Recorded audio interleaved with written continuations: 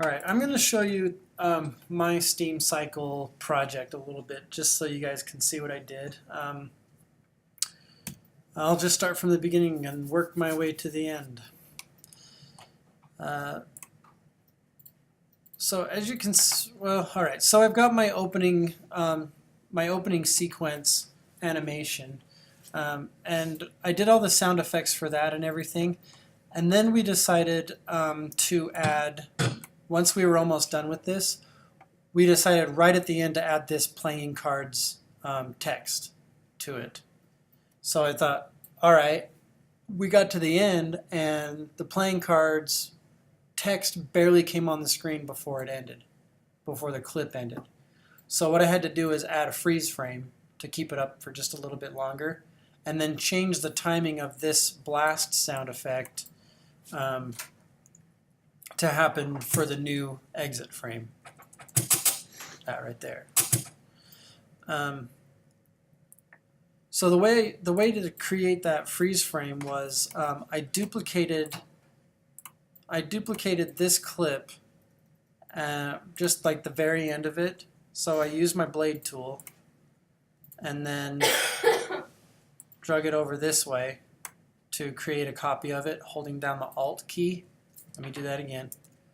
So I bladed it here, hold down the Alt key, drag it over this way, and that created a duplicate of that clip. Then what I did was I went to the very last frame of this clip, and then I right click on it, and I know the key command. Speed duration, which on your key command is Command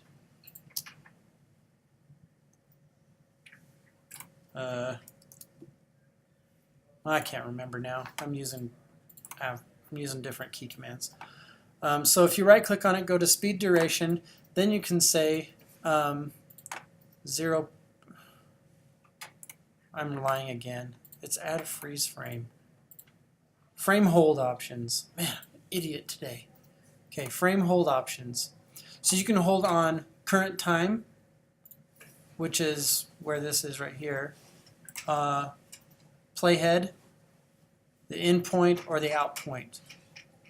Okay, so right where the playhead is right now, that's where I want this to hold. Then click OK. And then just to tidy up my sequence, I deleted this last little bit and trimmed my clip out so that it would be all tidy. Then what it does is it plays to the end and then pauses. But once I got to that point, I didn't quite want all things to stop. I want there to still kind of be some motion. So I took this, in the stock elements, there's a M-Dust clip, and I put the M-Dust clip over the top of it so that once it went away, there would still be some dust particles floating in the air. And then to keep that from covering the screen, I had to go into my effects controls. Under opacity, there's a blend mode, and I put the screen blend mode, which is like Photoshop blending modes. So that and then that added kind of a nice little effect because there were still some things on the screen to make sure you knew the video was still playing. And then when he comes in, I shot him with a little smoke machine.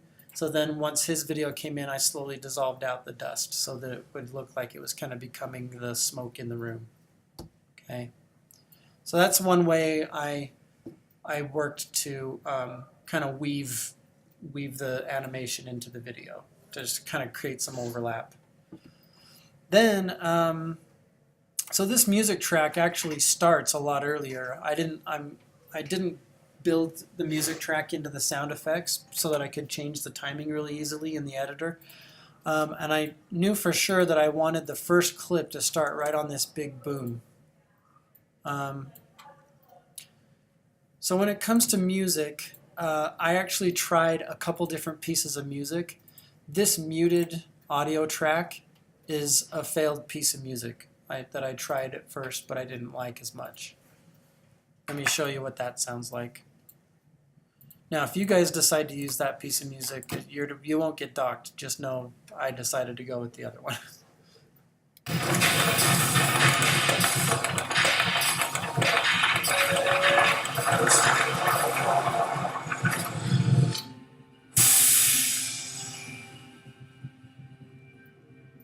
My name is Lance Oscarson, and I'm a paper artist. Okay. So I just felt like the other music allowed me to motivate some cuts a little bit better because it had a little bit more of a driving beat, like a harder downbeat, some more percussive elements to it. So tell me what you like better.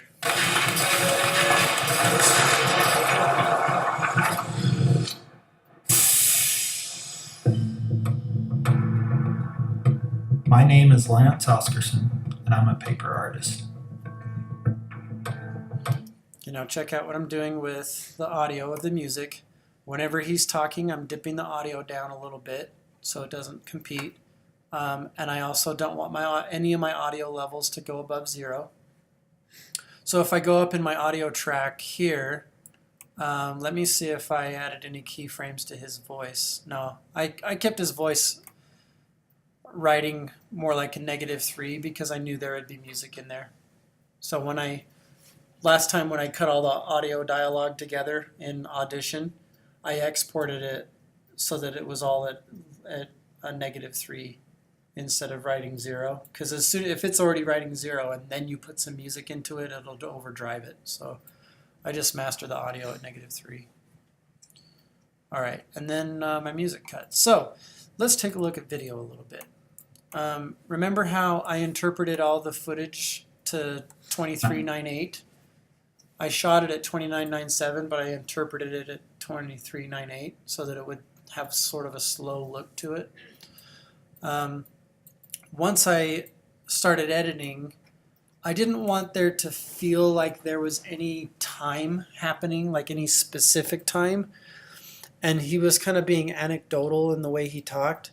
So I felt like a crossfade on pretty much every cut was appropriate. I also want to show you guys the effects that I put on. I added curves. So there's a curve. I added a little prop camp to change my saturation. Turn the brightness down a little bit to preserve some of these highlights. Let me show you what it looks like before and after. It's just desaturated slightly. I don't know if you guys can see that very well. And then here's what the curves is doing. So it's making the blacks blacker. It's not really changing the way highlights too much. Well, that's kind of blown out anyway, so there's nothing you can do about that. But it is adding a little bit to this haze right here while curving off the shadows a little bit quicker. Okay, so just a little bit of contrast there. All right, so similar thing here. Once I had this set, any frame that looked like this, I then just copied and pasted those settings and then tweaked them a little bit.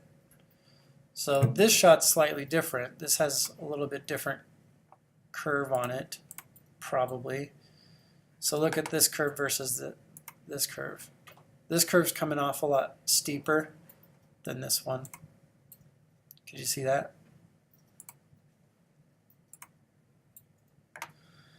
All right, but it's still, I have the same two. I've desaturated it 15%, so it's 85% saturated instead of 100. This one has a lot steeper because without it, look how gray it is. So I actually added a lot of curve to this one. See how steep that comes down? Again, desaturation. And then you just kind of go clip by clip. It's like, all right, this one's probably its own because it's really dark. In fact, look at the Proc Amp down here. I actually added brightness to the Proc Amp. See how yellow that is? Just looks a little bit better, not quite as yellow. that was part of what happened when I shot it. I used a blue light and an orange light, and then color corrected a little bit closer to the blue light, which makes the orange light really orange. So to kind of bring that back down a little bit, I desaturated it. All right. So there's curves. The curves aren't as steep on this one. So yeah. So this shot and this shot needed pretty much the same color correction. This shot's probably similar, probably somewhat similar to that shot. But every time I just kind of went clip by clip and color corrected them so that I would start by copying and pasting the settings from one clip onto the new clip, and then just changing the curve slightly, changing the brightness slightly on the proc amp, just changing one or two things to make one clip look like it was at least shot by the same camera by the same guy. You know, you can't hit that exposure perfect every time. And then these are a mess because I went into his office after this, which is under fluorescent light, and somehow had to make the fluorescent light look the same color as anywhere close to the same color as these. So let's take a look at this one. This one's actually, look how hard that one's coming out. Way far before it drops down. So there's a lot of extra contrast there. And then the brightness on the proc amp is actually taking it down. And then the desaturation again. That's a photo. So the photo animating skills kind of came into play here. There became Abe Lincoln. Others became snakes. Because he, before we shot this, he sold his Abe Lincoln, but he had taken a couple pictures of it before. So luckily we still had that. One part I like is, okay, two parts I like when editing to the music is this part. Okay, there's a little okay in the music, so listen for that when you watch these next couple of cuts. Challenge myself to make something different and cool. It naturally took a steampunk slant. Okay, so just played with it there, and you know, it may not seem like a really big deal, but when I showed it to him, he's like, "Oh, I really like how you cut the crossfade on those two sound effects." You know, so even if you're not really listening to that in the music, if you kind of pick up on that as an editor and have it motivate something, then it draws people. It like adds more sensory experiences. You know, so like having a crossfade happen on some buried sound inside the music makes them think, like suddenly hear the music better. You know, so I don't know. Was it genius? Probably not, but it was fun anyway. All right, now this last sequence, you guys don't have to have yours look anything like this because this is an After Effects sequence. But I did do cutting on the music, okay, so to kind of, it's like the first time where like cuts were happening on the beat and straight cuts without a regular straight cut one after another, to kind of drive home one last little change in the editing style to keep the audience's attention for the last little bit. All utilizing prints of my original cardboard sculptures.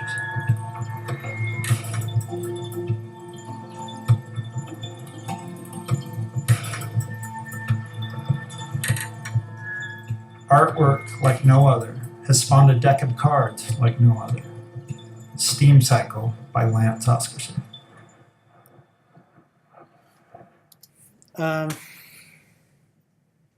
All right, I need to write into the assignment that you have to put visit lanceoscarson.com as like you need to have that in your video.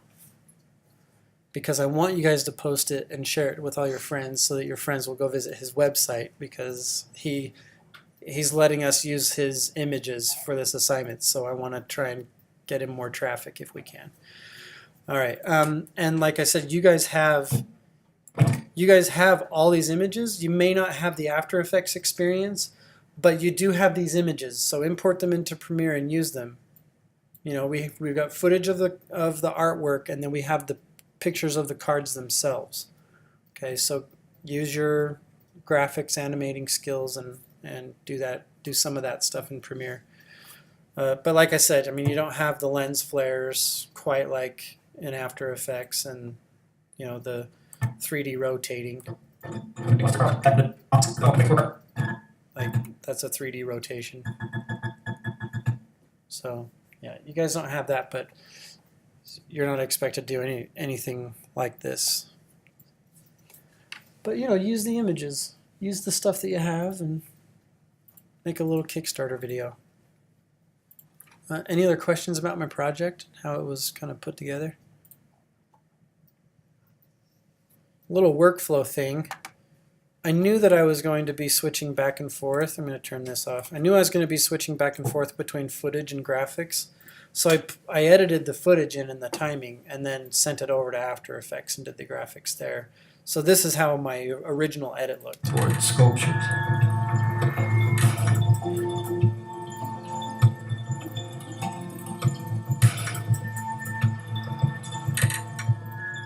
Artwork like no other. Okay. And again, with the music, I turned it up when he's not talking, turned it down when he was talking, and then turned it back up at the end. You've got a few different versions of this last line. I recorded one, and my wife recorded one, and then he recorded one. So whichever one you guys want to use is fine. All right, cool. So let's help Lance Oscarson sell some playing cards.